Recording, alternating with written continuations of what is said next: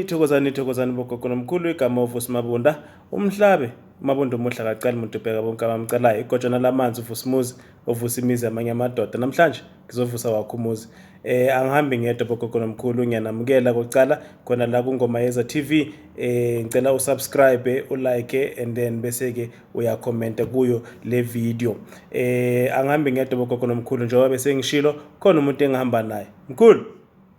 Yebo mkhulu. Kunjani mkhulu? Siyaphila kunjani? Siyaphila mkhulu sithini sithi kulukudu. Sithi kulukudu mkhulu sithi kulukudu.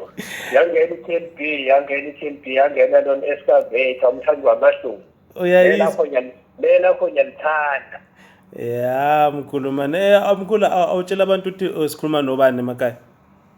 Ngikhuluma naye mkhulu Khoza lona ola empangeni eKZN. Ola impangene ngwelezane sikhohle ngifakhe enkanini. Yeah. Mkhulu. Mkhulu manje wena uthini makuthiwa egoli inyanga azikho uthini wena? Ezikhona mkhulu inyanga egoli. Ngoba ukhuluma nenye inyanga manje. Ngqwaba mkhulu inyanga egoli ngakubalela kugcwale uthukhwayo. Kodwa uqala ngama ngithi. Kakhulu ngaqala ngawo senakhetha ngavele ngiqale ngawo ngibheke phezulu bese ngilandela ke ezinye uzikhona inyanga egoli. Yeah mkhulu mamela mkhulu man yazi ngikubone la egoli ngingekudala I think ibukuyo le weekend lena mkhulu uyangicaka mkhulu manje ngoba into engimangaza ukuthi thina ngazi imizi siyicinisa kanjani thina kuze kusuke inyanga enkulu kangaka le Natal izocinisa umuzi la sikhona mkhulu awungitshele mkhulu le mizi le kuthiwa iyaciniswa iqiniswa makutheni kahle ubethela umuzi masekutheni mkhulu. Mkhulu uyabona uma ngabe isikhathi esiningi uma wakho umuzi omusha isikhathi esiningi mina bangibiza abantu emizini emisha nje kakhulu umuntu manje mkhulu ngithanda kwakha lo muzi lo angifuni ukuthi kuze kudlaleleke komfana phakathi ngibone sekugijima iphara nani uBemonya abantu sebegijima lapha nje kunamatekisi mhlambe labo 5 amanye wanani igarage ngisuke ngitila nezinto ke nje kanjalo njalo namabhizinisi ngayike kusundizile nje kufanele kungangeni lutho ngempela uyingaze lapha esangweni kungaliboni ngishisana. So kusho ukuthi kubalekile ukuthi umuntu mayecala kwakho umuzi bese uyawubethela lo muzi lo manje kanjani mkhulu ngimizi mhlambe umuzi osomdala ekudala ukhona umuzi kubalekile ukuthi ubethelwe nawo umuzi loyo. Ungangibiza lo uzobethela ngoba phela umusi umdala kunalensuku yale sengiyisebenzise lapha exosha yonke into ngisho nokwakukhona okwakufakiwe kodwa okunye kuzovuka futhi kusebenze kuhambisane nalezi khonkwane engizifaka mina vele ngenza ukuthi umuthi okhona lapha uma kuthi wawusebenza kahle awungaboli awungabe usuqedwe noma ngishabela iceke nawe awuvuka umukelane nalo bathi ungiceke lapho wathi ukulithinda ngezinto ezincane. Manje mkhulu ke ngiyakuzwa mkhulu futhi ngiyabonga kakhulu ukungiphendula kuleyo ndawo leyo. Asithi ke mkhulu wena njengawe njoba uyinyanga so ekhaya phansi le empangeni enkanini manje mkhulu awungitshele masikhuluma ngesikhwama ngoba ngiyakhumbula kule channel yakho le ubuhle bethongo. Yebo ubuhle bethongo TV yebo. Wawukhuluma ngesikhwama mkhulu mina ngithi uzongikhiphela isikhwama lesesihlala inhlolo ungikhiphela esinye isikhwama mkhulu lesikhwama lesengasithatha nje ngihambe ngaso ngiyogibela ngasitekisi mkhulu kwenzakalani yisiphi isikhwama kahle esikhuluma ngaso makuthiwa ikhehla lifuna uthatha isikhwama kusuke kuyisikhwama siphi noma esinjani? Mkhulu isikhwama uma inyanga kuthiwa inesikhwama njengoba bengikhuluma ukuthi bengiphumile ngiyosebenza eGoli. Yebo. Ngiyaphuma ke nje ngiyosebenza lapho sesele ngiyosebenza khona. Inyanga mkhulu into ehlelekile inyanga. Ayikho into ehleleke emhlabeni okudlula inyanga. Mhlawumbe kwenza ukuthi ngiyinyanga ke nami kodwa ngiyibone ngathi ayikho into ehleleke emhlabeni umuntu osuke ephila enomsebenzi owenzayo ohleleke okudlula inyanga mkhulu. Inyanga mkhulu umihamba ayikwazi ukuvele uma ngabe iyobethela mhlawumbe izothi ngizodinga uma yimbe ivele uthathe ufake ephaketheni ulengise lapha ulengisa khona plasticini Ngifake eplastikini noma ulengise noma ifake ngapha esandleni uzodinga umatshitshibala ifake nangapha ibambe itika kuphela iyahlela iba nesikhathi ukuthi okay uma ngiyolapha ngiphatha lesi sikhwama lesi engisuke ngiyolapha ngaso yonke into ngiyifaka la esikhwameni ngoba khona ngeke ngachaza nje ukuthi uma ungenwa-ke usungenwa kuthiwa isikhwama usuke kuwukuthi uzothatha imina isikhwama kodwa akusho ukuthi nenhlahla abanye kuyenzeka-ke mkhulu egcine mhlawumbe esebenzisa isikhwama lesi ugogo wakhe noma umkhulu wakhe noma wamngena kuthiwa hayi vele wayesebenzisa lesi sikhwama lesi nawe kungaqhubeka lapho kodwa nje mina isikhwama esasilapho ugogo bamthini ukhulu angisazi nokuthi sikuphi owayehambe yolapha ngaso so kusho ukuthi ngamanye amagama lesikhwama esikhuluma ngaso yisikhwama semithi kahle kahle akusona isikhwama lesi sokufaka iy'nhlolo. Cha uma ngabe uyihambela nje noma uyiyele egoli noma vele uzophatha isikhwama kodwa lesi kusuke sekusho ukuthi wena unesikhwama sani nasokwelapha okuyinto yokhokho nokhokho bephica bona-ke bebethambisa isikhumba bese besiphica yebo besiphice benzela ukuthi befake khona amakhathakhatha abo ngisho beyempini uyazi ukuthi omunye hayi mina nginayo induku yokuthi mhlambe bengasiboni labo mase sibagwaza sisheshe sifike kubona yibona into nje endala yesikhwama ukuthi vele nanoma ubani olaphayo imithi ubeyifaka esikhwameni beshuka isikhumba besishuke besiphice ngendlela abasiphica ngayo njengoba nalezo zikhwama isikhathi esiningi zikhona-ke bayayidona-ke laba bantu abenza imisebenzi yezandla.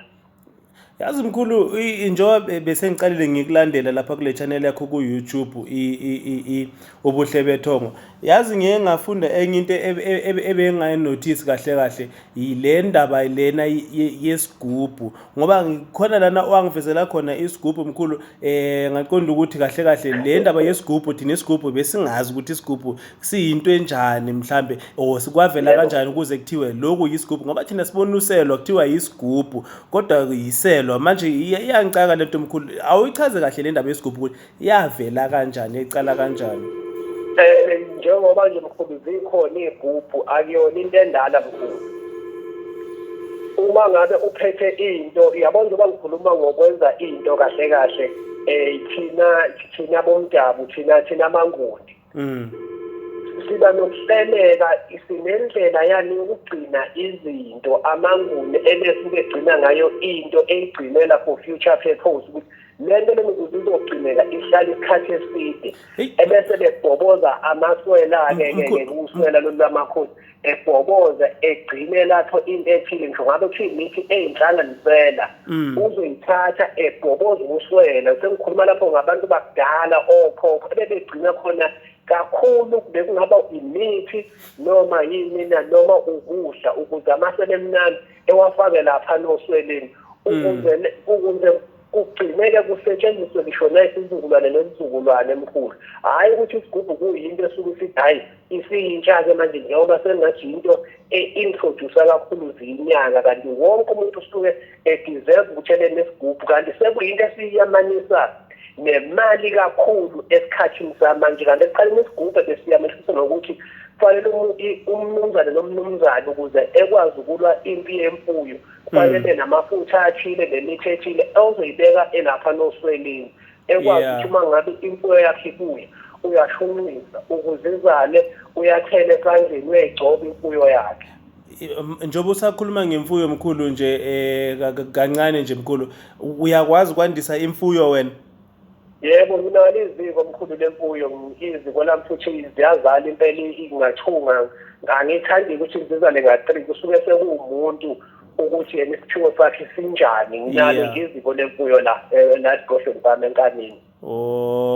So konje umkhulu uthi usempangeni igama lesigodlo sami sengathi kusenkanini ngoba lapha engigaya khona inkani khona manje sesigodlweni ngeke ungithinte nginenkani kabi.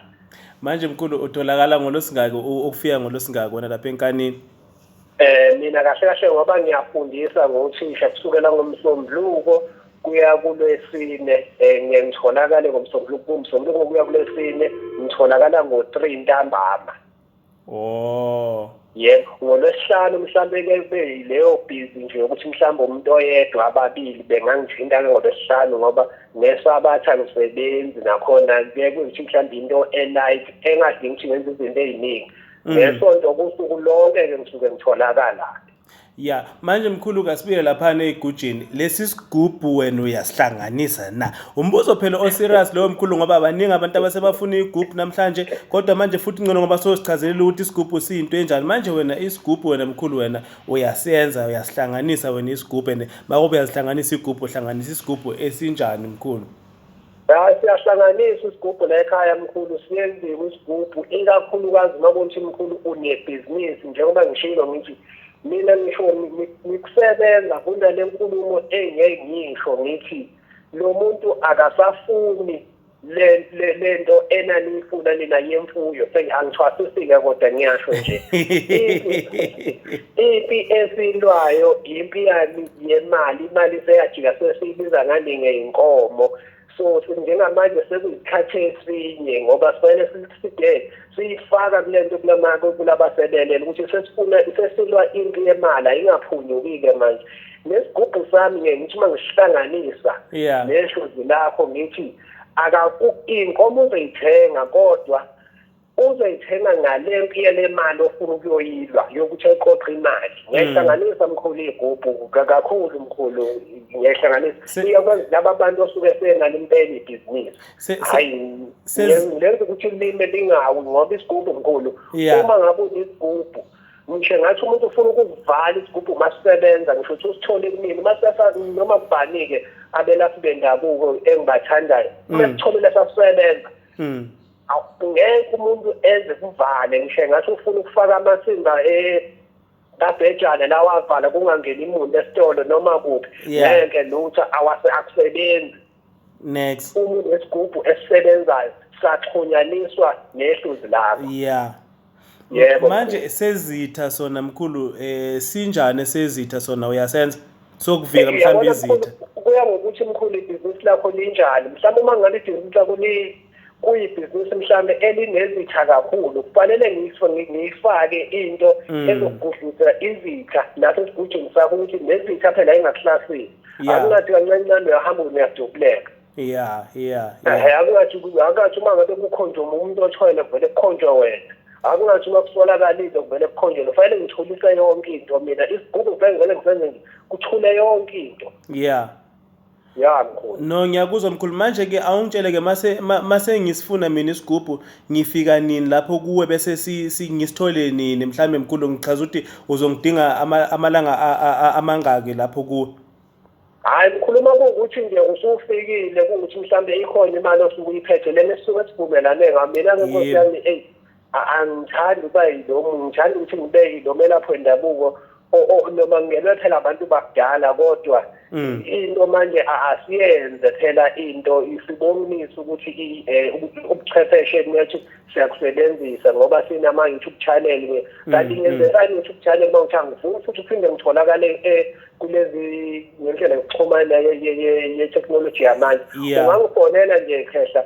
uzongifonela sixoxe nje kabanzi ngesigubhu ukuthi ibhizinisi lakhe lana bese ngibona ukuthi hayi wena ngingakwenzela into ngizokugayela umuntu impande yangempela kuleso sigubhu sakhe into ezovela ifike nje iqondi sesixoxile ngisho ngathiwa nje hayi usufika ubusithatha futhi ubuhamba kusuke kungenankinga lokho ngiqalise ebhazini lami-ke kuqala hey nayi le ndaba yebhavu mkhulu le ndaba yebhavu le ngizwa ngathi kuthiwa le bhavu lela alifani nalamabhavu esiwaziyo thina mkhulu ibhavu elitheni lelo mkhulu ngoba kuthiwa uyakhona into econtiswayo lapho uyangena uphuma nje impilo seyishintshile mkhulu elinjani lelo bhavu lakho lelo mkhulu nokuthi mhlambe lihamba kanjani mkhulu kufanele enye into uyazi ukuthi iziphiwo zakho mkhulu kahle kahle mina ngithi kufanele uphuphe ngelinye ilanga uma kuthiwa usukela kumina kufanele uphuphe kube nezinto eziphuphayo mhlawumbe uphupha abantu abadala uphupha obaziyo no kufanele uphuphe nje mkhulu uma uthi impela usuka la ekhaya kufanele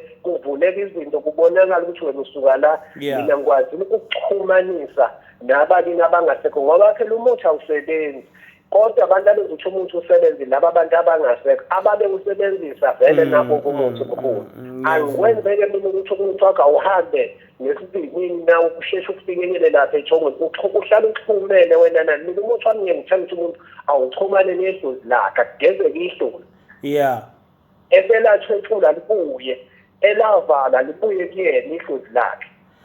So uyalivula idlozi mkhulu ngamanye amagama. Hayi ngakho sebangizithembi nje. Hayi mkhulu Khoza akositshele ke ukuthi sikuthola kanjani kuphi ngaziphi insuku futhi usikhumbuze bese usho ke nenamba zakho mkhulu. Ngiyatholakala ku YouTube channel yami ubuhle bethongo lapha engizinze khona ngizinze empangeni empangeni engwelezane eMbali village la ngizinze khona ngiyatholakala bocingweni ngitholakala nje noma yini khandle kwasebusuku ke phela nami ngisuke ngifuna ukuphumula inombolo yami yocingo futhi iyodwa it's 078 28 27 948 ngicela usiphindele wena mkhulu 078 28 27 948.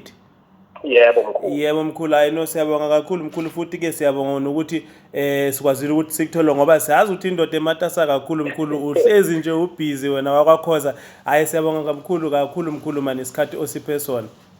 Ukuhlala uzehlisile kubantu nokuyihlonipha ungasho ukuthi hayi ngibhizi ungangifoneli cha mase ngisitholile isikhathi kumuntu ngiyabuyela futhi kuyena angilenzi iphutha siyabonga kakhulu mkhulu mphile.